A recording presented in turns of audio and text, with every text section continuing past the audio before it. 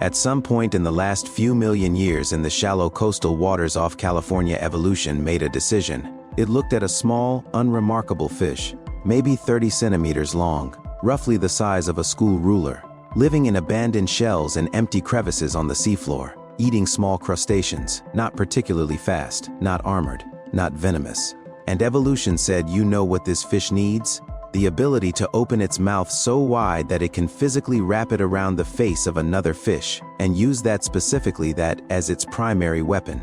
Not claws, not venom, not size or speed or strength. The mouth, opened all the way, around the opponent's face. The fish this happened to is called the Sarcastic Fringehead. That name is not an accident. It is not informal. It is not someone's joke that made it into the scientific record. Neoclinus blanchardi, the Sarcastic Fringehead, named with deliberate intent by scientists who studied it carefully and understood even in 1883, when it was first formally described, that this animal required a name that carried weight. And once you understand what this fish actually does, why it does it, and how it does it, you will agree that the name is, if anything, understated.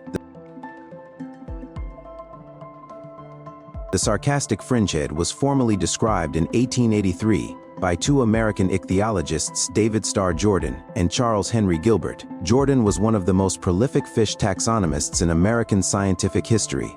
He formally described more fish species than virtually any other scientist of his era. Gilbert was his frequent collaborator. They found the fringehead in Pacific coastal waters off California in rocky, kelp bed habitats, in relatively shallow water, generally between 3 and 73 meters depth. Not deep ocean, not remote, not inaccessible. Right there in coastal California, in water that recreational divers visit regularly. The name they gave it carries two distinct pieces of information.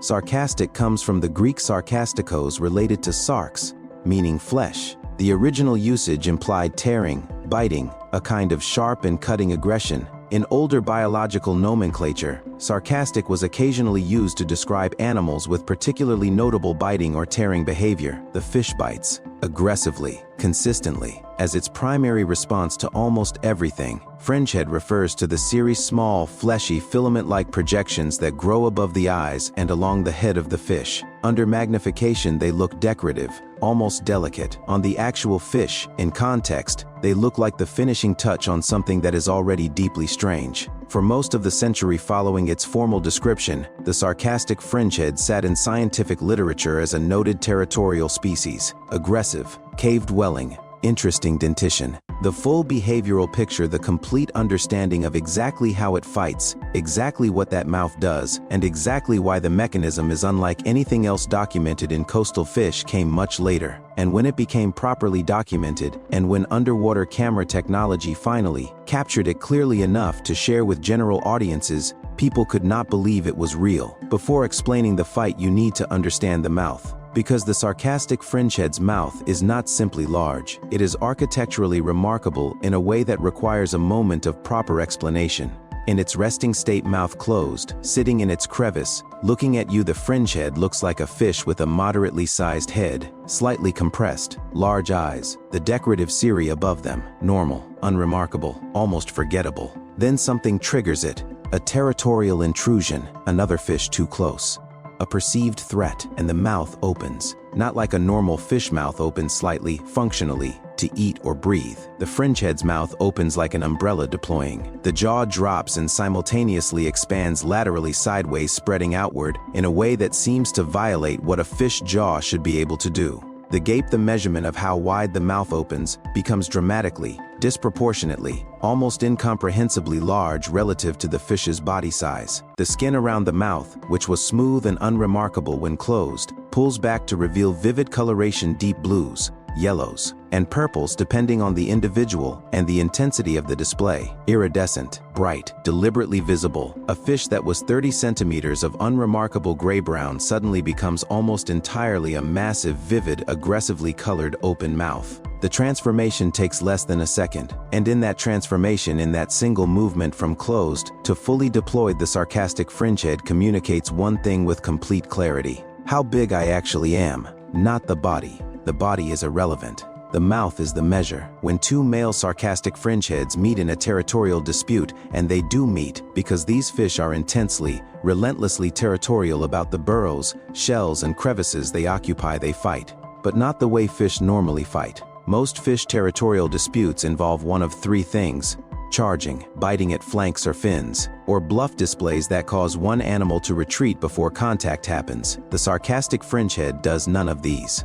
Two males approach each other. Both open their mouths fully. The complete umbrella deployment, the full vivid color display, both facing each other with these enormous, gaping, brilliantly colored mouths pointed directly forward. And then they press those open mouths together, face to face, mouth to mouth. The gape of one fish's fully open jaw aligning directly with the gape of the others. What follows is what marine biologists have technically described as gaping contests, but what, when you watch actual footage, looks precisely like two animals attempting to engulf each other's faces with their respective mouths, because that is what is happening.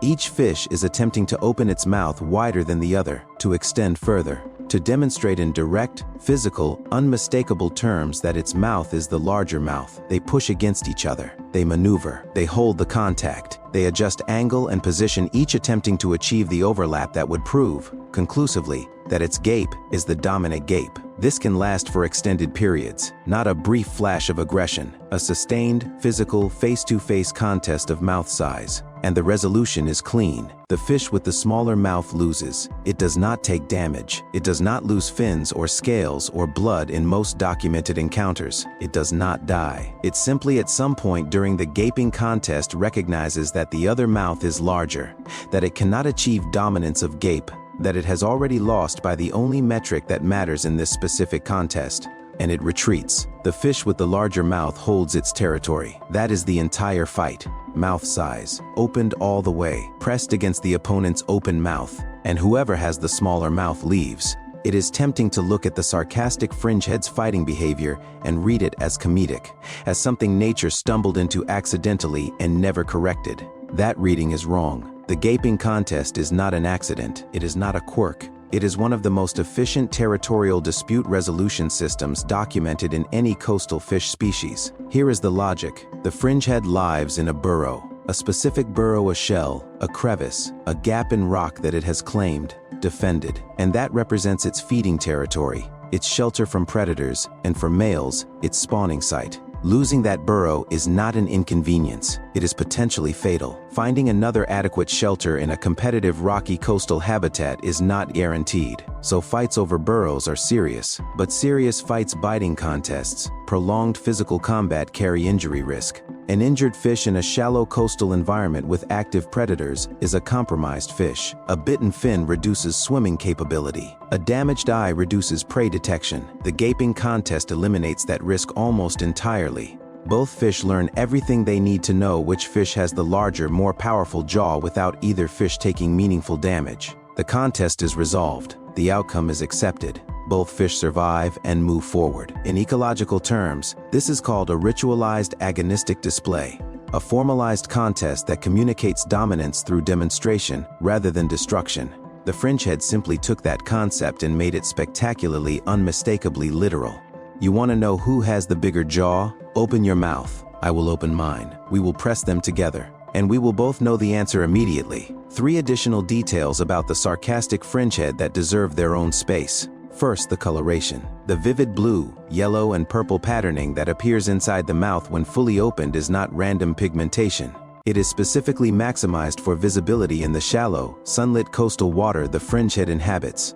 The colors are bright, highly saturated, contrasting. In the low-light environments of deeper water, those colors would be less visible, less useful. The fringehead lives in water shallow enough that full sunlight penetrates, and the mouth display is colored specifically for that light environment. This is not coincidence. The fish evolved its threat display with the optical conditions of its specific habitat factored in. Second, the cirri. those fleshy projections above the eyes, the fringehead part of the name. Their function is still not completely resolved in scientific literature. Sensory function has been proposed. Camouflage disruption has been proposed, breaking up the outline of the fish's head in kelp-dense habitats. There is ongoing research. What is known is that they are present in both sexes, they vary in length and complexity between individuals, and they develop more fully as the fish matures. They are not decorative in any intentional sense, but they contribute to the fringehead's appearance being, from the perspective of anyone encountering it for the first time, deeply, memorably strange. Third, the female role. Male fringeheads maintain burrows specifically because females assess burrow quality when choosing mates. A male without a burrow does not reproduce. The entire territorial system, the gaping contests, the sustained defense, the intensity of the aggression traces back to this single reproductive pressure. The mouth is the weapon. The burrow is the prize. The female's assessment is the reason. Every component of the fringehead's remarkable behavior connects to one biological outcome: reproduction, the most fundamental pressure in any living system. The sarcastic fringehead lives 30 minutes from San Diego. It is not in the Mariana Trench. It is not in some unexplored stretch of the Indian Ocean.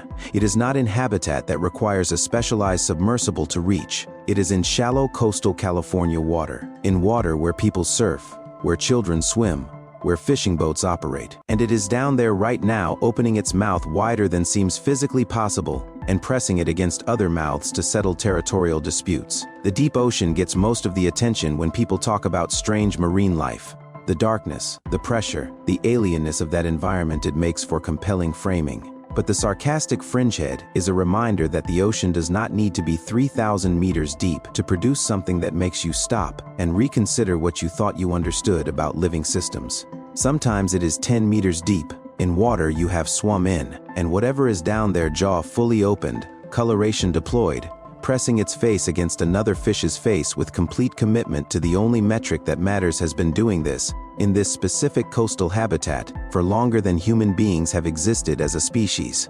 I want to leave you with the name one more time. Sarcastic fringehead. Sarcastic from the Greek for flesh-tearing aggression. Fringehead for the strange filaments above its eyes. Named in 1883 by scientists who saw it clearly and named it honestly. They did not know about the gaping contests in the detail we understand them now. They did not have underwater cameras. They did not have the footage that today makes jaws drop human ones. In this case, when people encounter this animal's fighting behavior for the first time, but they knew it was aggressive. They knew it was distinctive. They knew it required a name that did not soften what it was. Sarcastic fringehead. 30 centimeters long, living in a shell on the California seafloor, with a mouth that opens like an umbrella, colored like a warning, pressed against other mouths in contests decided by a single measurement, already out there, right now, being exactly what it is with complete commitment. If this is the kind of content you did not know you needed until right now, subscribe, because there is an entire ocean of this. Every animal real, every fact documented, every one of them stranger than the last.